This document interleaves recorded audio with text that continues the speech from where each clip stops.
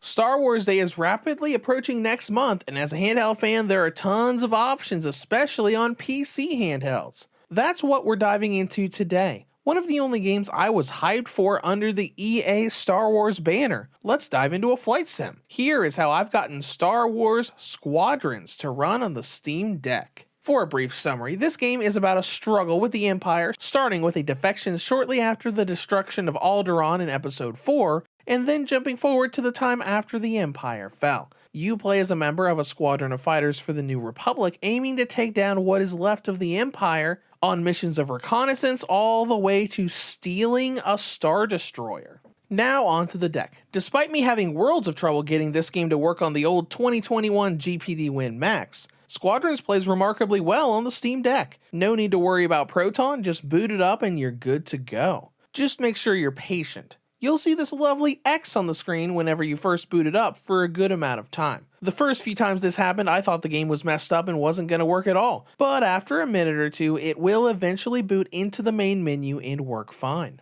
Next up are settings. Squadrons will default you to the automatic graphical preset, which puts everything on low. The game looks good like this, so it isn't a huge deal, and on the plus side, you can get fantastic performance out of it. Let's start with single player, as it's mostly all you can do in this game. Be it waiting 1 minute or 10, I have never been able to matchmake in this game. The best I could manage is the AI fleet matches, but we'll get to that later. With story missions, the game's pretty much flawless. Once you load in, you're flying around with an almost endless 60 frames per second. There are drops into the high 50s, but they're very rare, and considering they're only down to around 56 frames per second, you likely won't even notice them. I did the first several story missions like this and noticed no change, so I decided to up the settings. Medium and even high presets still gave me a solid 60 frames per second.